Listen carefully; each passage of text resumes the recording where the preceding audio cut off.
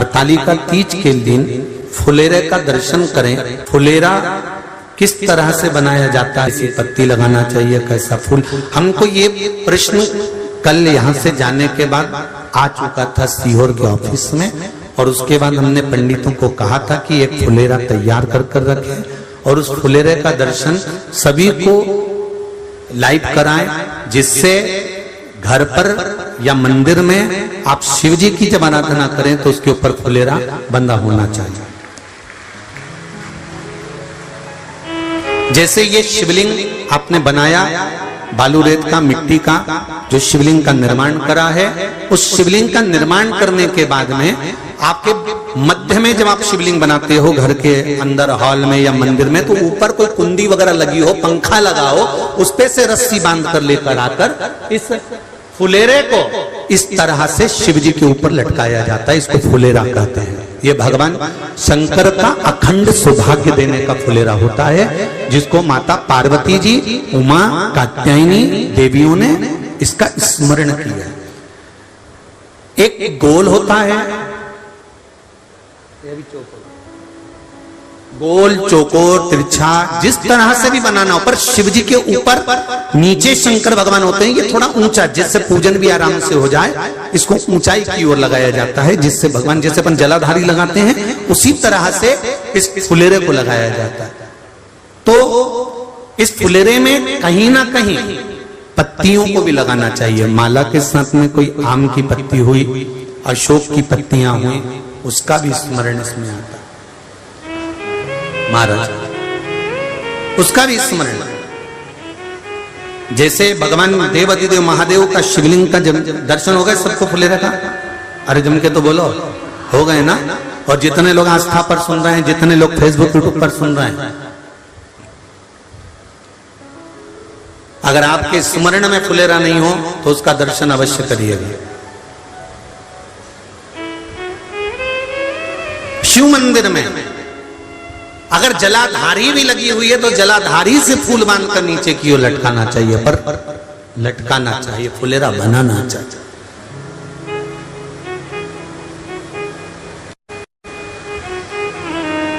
सात फल हैं फुलेरा के। कितने फल हैं? 7। ध्यान दीजिएगा। पहला, फुलेरा जो नारी व्रत करती आती है और व्रत कर्म उसका चलता रहता है, उस व्रत कर्म के अंतर्गत मान लो किसी कारणवश बीमारी में, कोई गमी के अंतर, कोई सूतक सावड़ के अंतर्गत अगर नारी पूजन नहीं कर पाती है, पूजन नहीं कर पाई और उसने केवल फुलेरे का दर्शन ही कर लिया, अपने पलंग पर पड़ी पड़ी भी फुलेरे का दर्शन कर लिया है, तो नारी को हरतालिका तीज के व्रत का फल प्राप्त हो जाता है। 7 फल हैं भगवान शंकर के हरतालिका तीज के फुलेरे का। पहला फल व्रत का मूल। दूसरा, यदि कोई नारी आई और उसके संतान नहीं, 10 साल, 8 साल, 5 साल, 6 साल, 7 साल, 12 साल, 15 साल हो गए, उस फुलेरे का मात्र स्मरण कर कर एक पुष्प भी उसने अगर हल्दी कुंकू का लगाकर उस फुलेरे का टच कर कर भगवान शिव के पावन चरणों में रख दिया है और विनती कर कर गई है, तो अगला फुलेरा वो खुद बनवाती है, उसकी गोदी में संतान आ ही जाएगा। अगला फुलेरा वो खुद बनवाएगी, के जाएगी, जी अगली बार फुलेरा मेरी तरफ से बनवा देना, मंदिर में फुलेरा मेरी तरफ से लगवाना, अगली बार जब तुम पूजन करो तो फुलेरा मेरी तरफ से बनवाना। ये फुलेरे का मार्ग। तीसरा, महाराज हम कोई दान, गौदान, हरतालिका तीज की किताब है आपके यहाँ, जो लोग पढ़ते होंगे हरतालिका तीज की किताब, उसमें लिखा है ब्राह्मण देव को ये दान देना है, ऐसा दान देना है। अब कोई गरीब है, कोई साधारण है, नहीं है किसी की कैपेसिटी, नहीं दे सकता, तो क्या होता है? तो कहा हम गौदान नहीं कर पाते, हम स्वर्ण दान नहीं कर पाते, हम वस्त्र दान नहीं कर पाते, हम मुद्रा दान नहीं कर पाते, हम अन्नदान नहीं कर पाते, हम ये सारे दान अगर नहीं भी कर पाते हैं तो शिव महापुराण की कथा कहती है तीसरा फल फुलेरे का है कि मात्र फुलेरे का दर्शन स्पर्श कर लेने से सारे दानों का पुण्य फल प्राप्त हो जाता है। यह तीसरा फल फुलेरे। अब हरतालिका तीज का फुलेरे का चौथा महत्व है महाराज। चतुर्थ महत्व हरतालिका तीज के फुलेरे का है जो कुंवारी कन्या हरतालिका व्रत करती है, पहली बार जो हरतालिका तीज का व्रत करती हैं या हरतालिका तीज का उद्यापन कर देती हैं या किसी कारणवश शरीर ऐसा नहीं रहा कि बिना पानी के नहीं रह सकती, तो 2 बूंद अगर उन्होंने पानी भी पी लिया है या कोई कारणवश एक कुछ गलती हो भी गई है तो मात्र फुलेरे का दर्शन कर लेने से वो गलती शंकर स्वीकार कर उसको क्षमा कर देते हैं। ये चतुर्थ भाव के अंतर्गत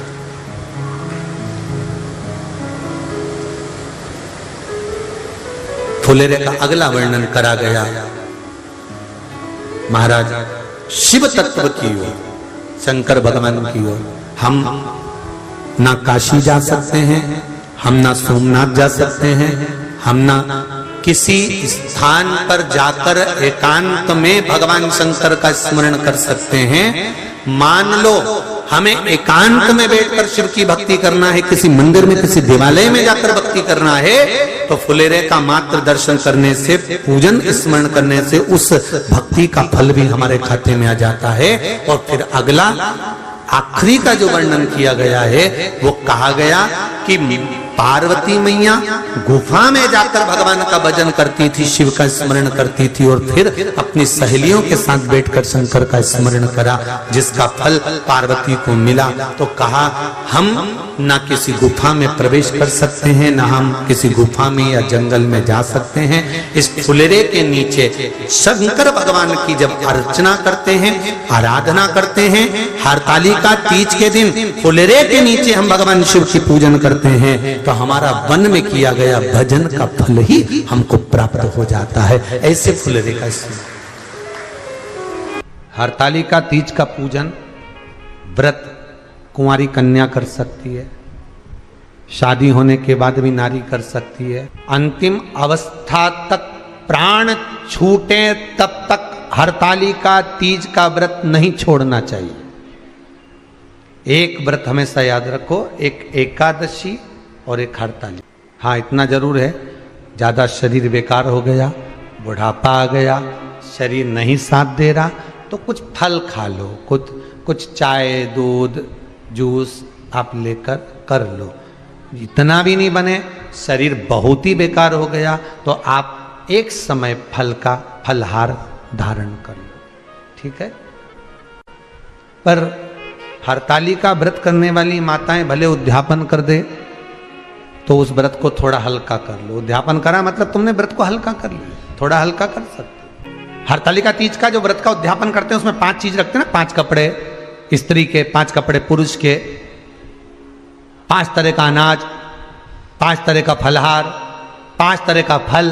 तो 5 तरह का जो फल रखाता है हरतालिका तीज के उद्यापन में, दुनिया के लोग उस 5 तरह के फल को, केला गिन ले, पपीता गिन ले, मौसम्बी गिन ले और अनार गिन ले, संतरा गिन ले, सब कुछ गिन लेते हैं, पर उस 5 तरह के फल में धतूरे को नहीं गिनते। पर शिव कथा में वर्णन आता है, हरतालिका तीज के उद्यापन में लिखा हुआ है सबसे पहले 5 फल अगर गिनना है तो उसमें पहले धतूरे को गिनो, क्योंकि शंकर को वो प्रिय होता है, शंकर उसको स्वीकार कर लेता है। और धतूरा शंकर भगवान को क्यों चढ़ाया जाता है उसका प्रसंग आपको पहले भी कहा, आज फिर कहते हैं। धतूरा जब हम भगवान शंकर को समर्पित करते हैं तो हमारा कोई कार्य अटक रहा होता है, जिस कार्य को बार बार एग्जाम में बैठ रहे हो, बार बार परेशान हो रहा है, बार बार इंटरव्यू देने जा रहे हो, नहीं हो रहा, एक बार धतूरे को हृदय से भगवान को प्रेम से, करुणा सागर मेरे शंकर को दिल से एक बार वो धतूरा भगवान से विनती कर कर उसको चढ़ाओ तो सही,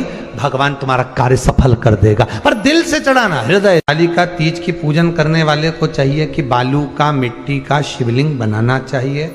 फुलेरा जो बनाया गया है ऊपर शंकर जी के ऊपर लटकाने के लिए, टांगने के लिए उसके नीचे शिव, पार्वती, गणेश जी की सुंदर बालू की मूर्ति बना लेना चाहिए, पार्थिव लिंग का निर्माण कर लेना चाहिए, शिव की आराधना करना चाहिए, जो फल आपके पास में हो शंकर को समर्पित करना चाहिए, पूजन करना चाहिए, आराधना करो।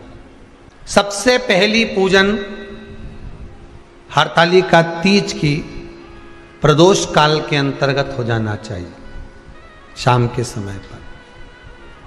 प्रयास करो प्रदोष काल के समय पर पहली पूजन हो जाए तो ज़्यादा अच्छा।